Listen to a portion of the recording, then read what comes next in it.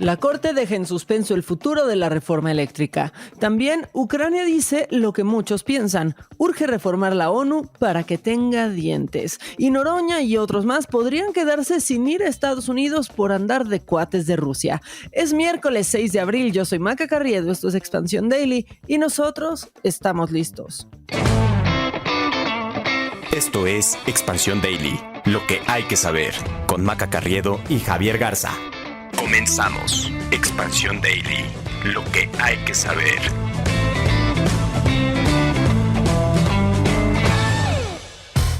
A 2 años del lanzamiento de la plataforma Inter.mx, Interprotección estrena Médico Seguro, un nuevo cotizador que facilita al máximo la experiencia de usuario y que habla de forma sencilla. Entra a Inter.mx y los problemas de no saber cómo funciona o dónde solicitarlo, entender el proceso y los términos complicados van a desaparecer. Con Médico Seguro el costo se adecúa al presupuesto dependiendo de lo que necesitas y puedes pagar al contratar un seguro médico. Médico Seguro, el nuevo cotizador de Inter.mx que te ayuda a elegir tu mejor seguro. Hazlo a través de Inter.mx. Expansión Daily. Javier Garza, nunca me ha dado tanto gusto volverte a escuchar, ¿eh? Maca, la chica del cumpleaños, ¿cómo te fue? ¿Cómo te fue de festejos? Digamos que estoy lista para el cumpleaños número 37, Javi, y estoy lista también para que hablemos pues de lo que sucedió con la Corte, porque la Suprema Corte de Justicia de la Nación aplazó para mañana la discusión de la ley de la industria eléctrica. Al inicio de la sesión de ayer, el Pleno resolvió por 8 votos que no hay impedimento para que la ministra Loretta Ortiz participe en la resolución de la ley, como solicitaron legisladores de la oposición. Pues sí, le están metiendo mucho suspenso al asunto, Maca. Primero teniendo que resolver si la ministra Loretta Ortiz estaba pues en condiciones de ser la autora de los 3 proyectos, porque ella había sido diputada en 2013, por ejemplo, y votó en contra de la reforma energética en tiempos de Enrique Peña Nieto. Entonces por eso la oposición decía que ella no estaba en condiciones o que tendría conflictos de interés para participar en este caso. La ministra Ortiz fue la que elaboró los 3 proyectos que derivan de las impugnaciones presentadas contra la ley de la industria eléctrica por la Comisión Federal de Competencia Económica, el gobierno de Colima y senadores de oposición. Y sus proyectos vienen en el sentido de sostener esta ley. Pues sí, los proyectos aseguran que la ley de la industria eléctrica no vulnera la libre competencia y concurrencia, como lo señala la COFESE. Ortiz asegura que no se impide el proceso de competencia y esto está en suspenso, Javier, y no sabemos qué va a suceder. No, sobre todo a la luz de lo que ya vimos del anuncio de los partidos de oposición de que estarían votando en contra de la reforma constitucional en materia de electricidad que había presentado el presidente López Obrador. Hay que recordar que esta ley de la industria eléctrica fue previo a esta reforma constitucional, fue la que trató de reformar el mercado de electricidad para darle una pues mayor preferencia a la Comisión Federal de Electricidad en materia de venta de electricidad por encima de los productores privados. Fue cuando jueces empezaron a amparar a las empresas que también producen electricidad en México, que el presidente se movió hacia una reforma constitucional. Entonces, lo está tratando de jugar por las 2 vías y ver si la Corte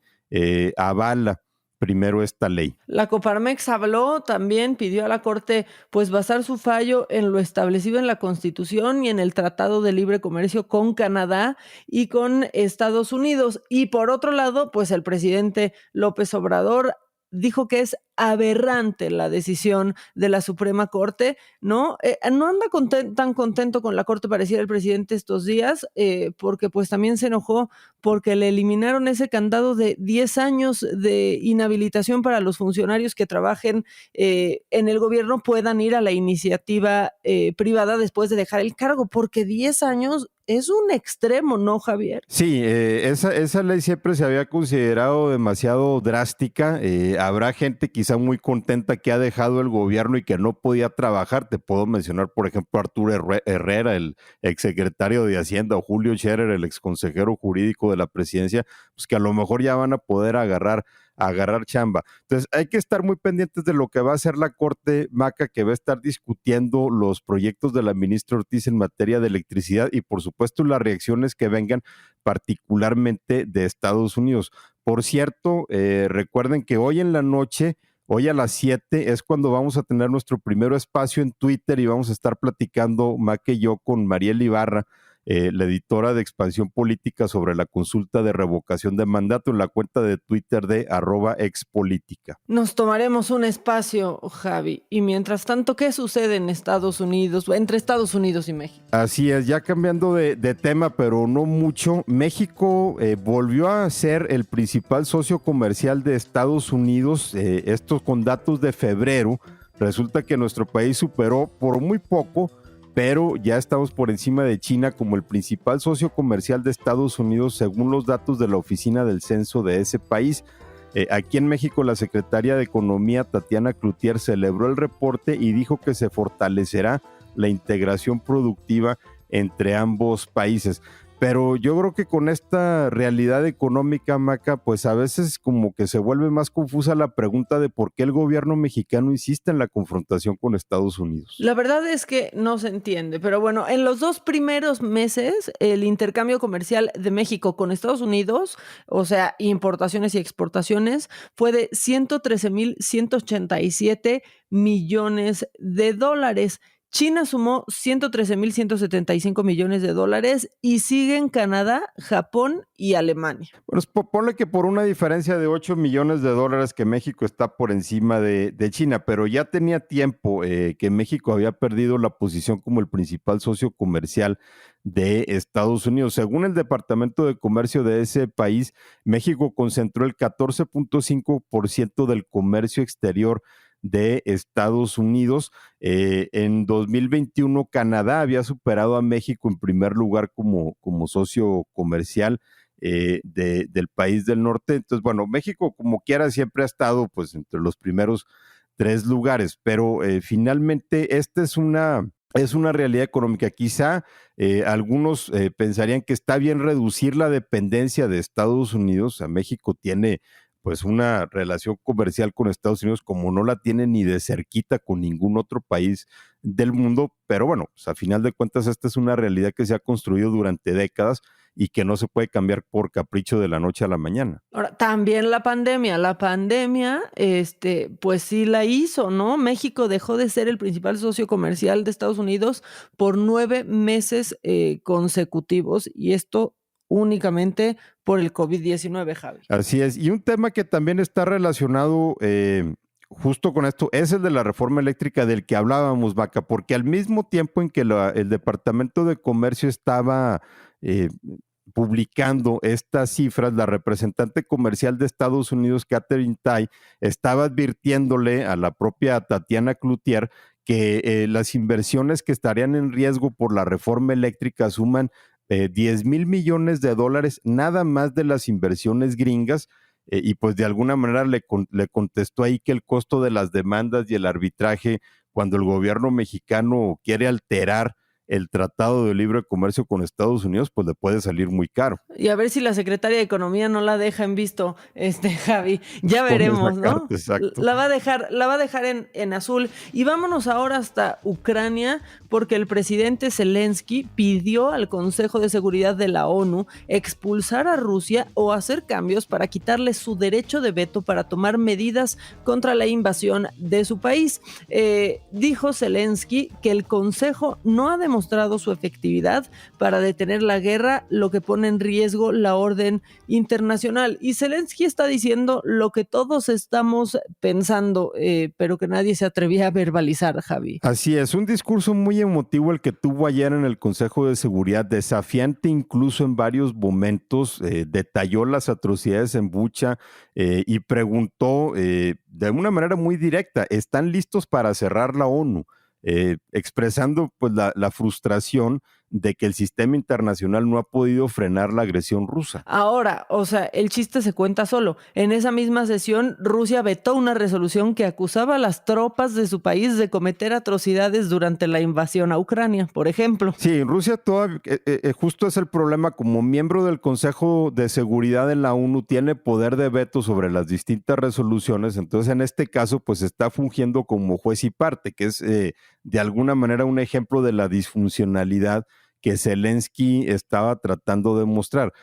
Por cierto, en el caso de México, no descendimos al cinismo al que han descendido otros en la defensa de Rusia, y pues por lo menos el embajador de México en la ONU, Juan Ramón de la Fuente, respaldó una investigación para determinar los crímenes de guerra que habrían ocurrido en Ucrania. Por lo menos. Oye, y el grupo de los 7, Javi, va a anunciar nuevas sanciones en contra de bancos y funcionarios rusos, además de que prohibirán inversiones en el país. Ya no saben, esa es la realidad, ni cómo apretar la tuerca, porque no ha habido sanción que de verdad haga que a Putin y al gobierno ruso le tiemble la mano, ¿eh? Así es, las sanciones económicas hasta ahorita han logrado debilitar la economía rusa, eso no queda ninguna duda, pero Putin está, digamos que sacándole la vuelta, obviamente con la venta todavía de petróleo y gas a Europa, tiene una manera de apalancarse todavía. Estados Unidos ha tratado de cerrar una de las últimas llaves que tenía abierta con Rusia, que es la posibilidad de que Rusia saque dólares para pagar bonos. Hasta ahorita lo estaba permitiendo Estados Unidos, ya no lo va a permitir, entonces le cierra una fuente de financiamiento a Rusia, en espera de que eso probablemente provoque que Rusia caiga en una moratoria y que por lo mismo se devalúe el rublo y tenga otras consecuencias, pero eso todavía está por verse. Por lo pronto, pues se esperan combates más intensos en el oriente de Ucrania. Rusia anunció su ofensiva final en Mariupol después de que venciera el plazo para la rendición de las tropas ucranianas. Se estima que ya el 90% de esta ciudad en el suroriente de Ucrania está destruida. Y bueno, cambiando de tema, Maca, nos regresamos a México porque resurgió el caso de Sasha Sokol en contra de Luis de Llano, a un mes ya prácticamente de que la cantante hiciera sus acusaciones originales en contra del productor por el presunto abuso que sufrió cuando era pues prácticamente una niña de 14 años. Sasha Sokol explicó que cuando tenía 14 años, de Llano estableció un vínculo emocional para poder abusar sexualmente de ella, una conducta que hoy se conoce como grooming. La verdad es que una vez más, ¿no?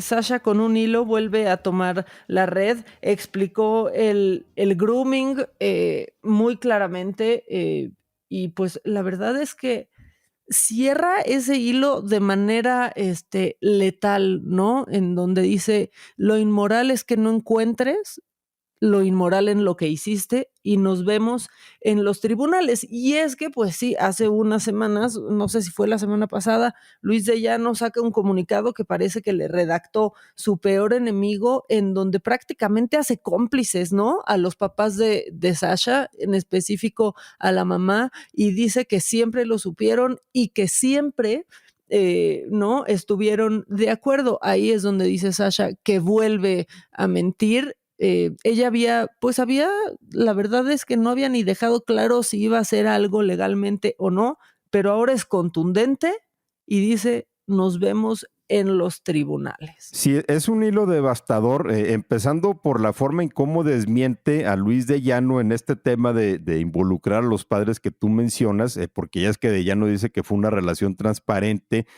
Sasha dice que sus padres se enteraron del noviazgo 2 años después de que comenzara. Y lo comentamos la vez pasada, que aquí también había algo todavía de misterio sobre cuál había sido el papel de los padres de Sasha Sokol al enterarse de esa relación. Y Sasha dice que su madre intentó demandar al productor, pero los abogados la disuadieron argumentando falta de legislación adecuada, pero también la estigmatización, el miedo y la vergüenza, el poder, ¿no? que tenía Luis de Llano, que siempre es una causa muy frecuente de que este tipo de abusos se queden callados. También detalló lo que es el grooming, que puede definirse así de manera muy, muy concisa, como el que una persona mayor va preparando psicológicamente a un o a una menor para abusar sexualmente de él o de ella. Sí, para que básicamente se sienta cómplice o responsable de la agresión y así sea menos probable que lo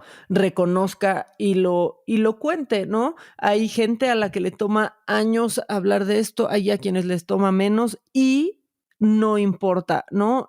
Mientras hablen, haya pasado el tiempo que haya pasado, hay que creer y hay que acompañar. Eso es lo que se debe de hacer. Sasha dice que no hay nada que revictimice más a la víctima que mantener la impunidad del victimario. Y eso era lo que yo te comentaba hace unos días, justo cuando salió el comunicado de Luis de Llano, cómo el agresor nunca va a dejar ese lugar, ¿no? Porque era muy agresivo pasivo-agresivo este comunicado. No sé qué pienses, Javi.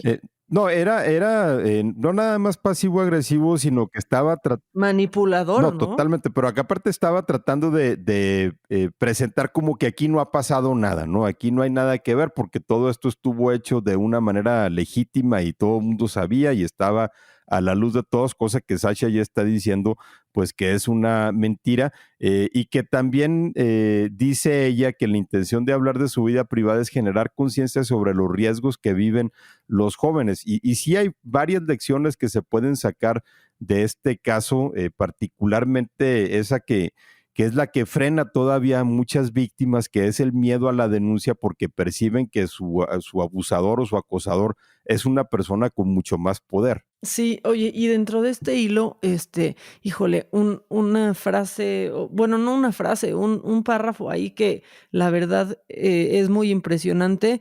Relata Sasha que un amigo le escribió a los pocos días de ese hilo y le dijo, me acuerdo que nos juntábamos en casa de Luis de Llano para ver Mundo de Juguete, carajo, éramos unos niños. Y cuando lo pone así, desde esa perspectiva, Sasha, la verdad es que se vuelve muy crudo y doloroso. Doloroso que ella lo haya vivido, pero doloroso que hay mucha gente que ha cargado con esto por años, ¿no? Y que no lo puede exteriorizar. Y creo que Sasha pues está cumpliendo con algo muy importante, con la gente que ha pasado por algo así, porque de verdad ver a alguien en esa posición así de vulnerable, ¿no? Y haciéndolo público, pues a fuerza te tiene que empoderar, te tiene que acompañar y seguramente te invita a hablarlo también y a que el victimario sea, híjole, pues expuesto de esa manera, ¿no? Es una manera muy cruda de ponerlo y prácticamente esas escenas de ver Mundo de Juguete, por ejemplo, te las puedes imaginar, ¿no? Y te puedes imaginar entonces cómo fue la relación entre Sasha Sokol y Luis de Llano. Y vámonos ahora a cambiar de tema, Javi, porque algunos diputados mexicanos podrían estar preocupados porque van a perder la visa estadounidense. Parece falso, pero es real.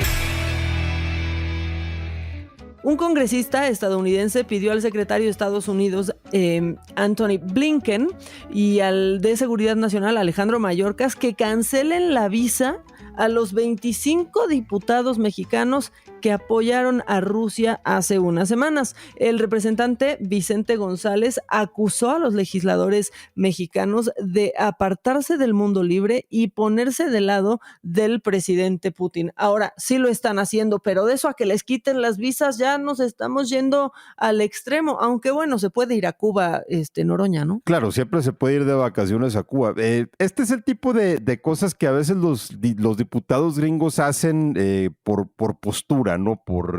Nada más por alardear sobre algo. Son muy dados a eso, ¿no? A tener este Por tipo pose. exacto, poses grandilocuentes, ¿no? González es un representante bastante novato de Texas, ¿no? Que probablemente está haciendo esto porque quiere hacerse notar. En una carta que le manda a Blinken y a Mayorkas se reconoce de manera crítica, porque también lo cuestiona, la postura neutral que ha mantenido el presidente López Obrador frente al conflicto en Ucrania, pero también lamentó que el gobierno mexicano no haya impuesto ninguna sanción a Rusia ni esté enviando ayuda a Ucrania. Esta carta que mandaron, pues tiene cinco nombres de diputados de Morena y del Partido del Trabajo que pues sí, por andar en este grupo de amistad México-Rusia apenas el 23 de marzo. Ahora, mira, te voy a decir, Noroña no debe de estar tan preocupado, aunque sí le pidió a la mesa directiva de la Cámara de Diputados que defienda a los legisladores amenazados con la cancelación de su visa y todo eso. No ha de estar tan preocupado, no consume cosas tan gabachas, hasta su coche sueco tiene un Volvo. No, pero sí de repente se da sus escapaditas a Nueva York, o sea, tampoco no te creas, porque sí da algo de ternura, no, este tipo de pronunciamientos de Fernández Noroña, de pedirle a la Cámara de Diputados que defienda a los legisladores, porque termina sacando los dientes contra Estados Unidos, o primero más bien saca los dientes contra Estados Unidos con esas posturas como el Grupo de Amistad México-Rusia, pero que no le quiten su derecho sagrado a irse de shopping. No, una cosa es una cosa y otra cosa es otra cosa, porque San Antonio y los outlets te están esperando, Noroña. Javi, ya nos vamos, ya nos tenemos que ir, pero que nos escuchen al rato, ¿no? Que nos acompañen en nuestro espacio con Mariel Ibarra. Así es, nos vamos a estrenar en esto de los Twitter Spaces, vamos a estar platicando de la revocación de mandato, más bien Maca nos va a estar explicando a toda la comunidad qué se trata esto. Más bien ahí vamos a estar tratando de entender y preguntando a Mariel Ibarra. Antes de irnos, recuerden que este Daily está en absolutamente todas las plataformas de podcast. Está Spotify, Apple Podcast, Amazon Music o la que sea su favorita. Nada más les pedimos, por favorcito, que se suscriban y escuchen cada uno de nuestros episodios.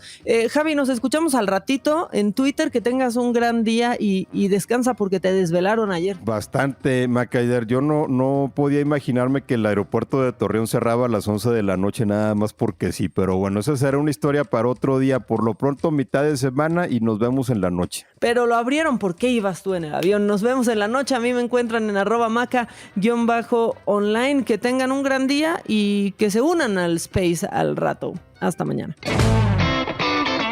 Esto fue Expansión Daily, lo que hay que saber. Un podcast de Grupo Expansión.